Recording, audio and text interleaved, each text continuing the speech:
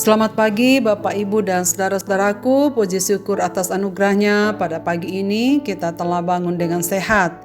Kiranya damai sejahteranya dianugerahkannya bagi kita. Senang sekali kita berjumpa kembali pada pagi ini.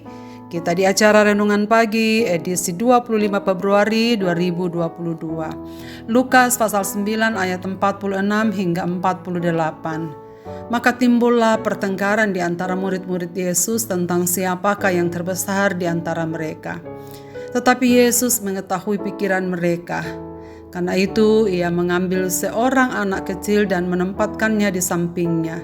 Dan berkata kepada mereka, "Barang siapa menyambut anak kecil ini dalam namaku, ia menyambut aku. Ia menyambut dia yang mengutus aku. Karena yang terkecil di antara kamu sekalian, dialah yang terbesar. Yang terbesar di hadapan Bapa." Bacaan kita pada pagi ini dikisahkan bahwa para murid bertengkar tentang siapa yang terbesar di antara mereka. Peristiwa ini terjadi setelah Yesus menyampaikan penderitaan dan kebangkitannya. Saat Yesus sedang fokus pada hari-hari terakhir menjelang penderitaannya, para murid sedang memperdebatkan siapa yang paling besar. Ini adalah pelayanannya yang terakhir di Galilea. Saat mereka dalam perjalanan menuju Kapernaum, ternyata para murid sedang berdebat dalam perjalanan. Apakah yang memicu perdebatan itu?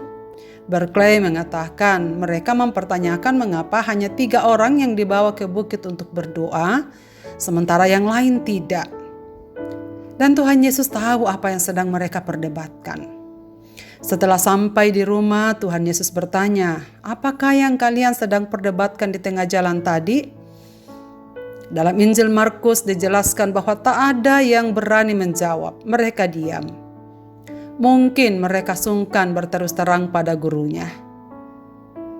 Karena Yesus tahu apa yang ada dalam hati mereka, maka Yesus mengambil seorang anak kecil, lalu menempatkannya di sampingnya. Hal ini semakin jelas bahwa apa yang mereka lakukan itu semata-mata demi kedudukan dan kekuasaan duniawi saja. Mereka berambisi menjadi yang terbesar, mengungguli yang lain.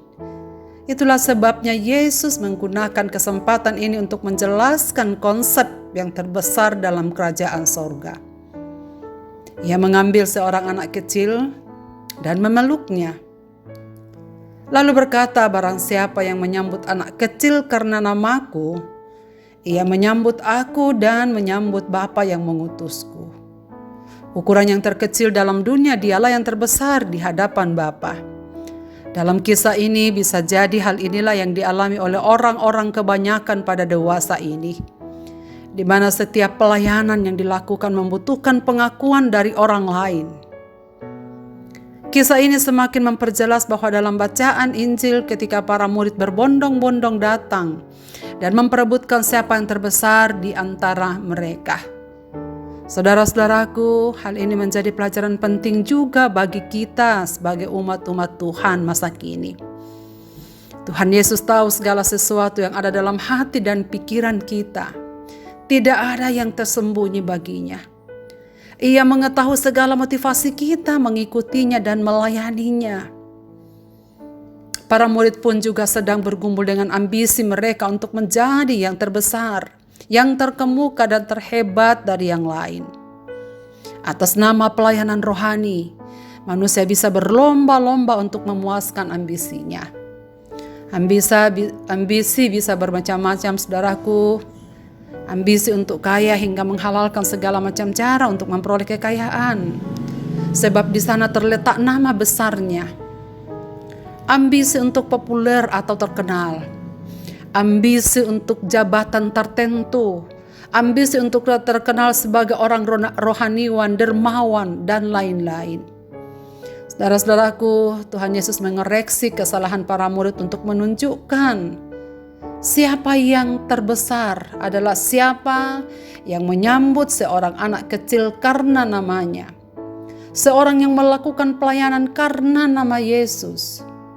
Bacaan ini memberikan pelajaran bagi kita untuk mau merendahkan diri dan belajar melakukan segala sesuatu karena nama Tuhan. bukan untuk kepentingan diri, bukan juga untuk ambisi pribadi. Dan sikap rendah hati di hadapan Tuhanlah dan ketulusan hati dalam melakukan setiap pelayanan adalah poin penting yang kita dengarkan dalam bacaan Injil pada hari ini. Yesus berkata, sebab yang terkecil di antara kalian dialah yang terbesar. Seperti Yohanes berkata dalam Yohanes pasal 3 ayat 30. Menunjuk kepada Yesus dan berkata, Dia harus makin besar dan aku makin kecil. Saudara-saudaraku, kepada siapakah kita melakukan setiap pelayanan-pelayanan dalam hidup kita?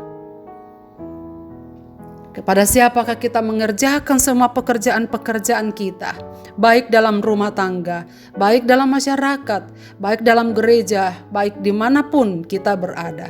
Kepada siapa kita lakukan semua itu? Kiranya bukan untuk aku, bukan oleh aku, supaya aku makin besar. Tetapi kita semakin mengoreksi diri kita.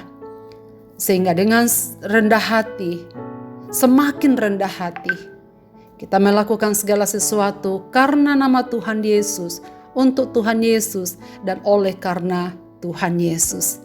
Dengan demikian pelayanan-pelayanan kita akan berkenan kepadanya, dan Dia menyebut kita sebagai orang yang terbesar di dalam kerajaannya. Marilah kita berdoa. Bapa di sorga, Bapa di dalam nama Tuhan Yesus, Engkau yang tahu segala sesuatu, baik dalam pikiran, hati, dan perbuatan kami. Mohon ampun ya Tuhan, jikalau tanpa sadar atau dalam kesadaran, kami melakukan segala sesuatu dalam diri kami, dalam karya bakti pelayanan kami, sesungguhnya untuk memuaskan ambisi kami.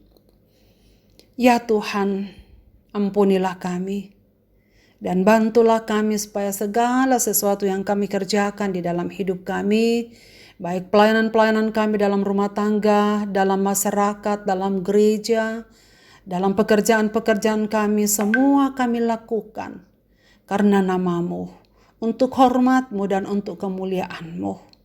Kiranya Tuhan memimpin kami supaya dengan hati tulus dan kerendahan hati, kami melakukan semuanya untuk Tuhan, bukan untuk memuaskan ambisi-ambisi pribadi kami.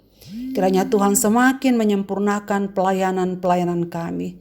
Berkati segenap pendengar renungan pagi ini dimanapun mereka berada, dan dalam keadaan apapun yang sedang terjadi dalam hidup mereka pagi ini.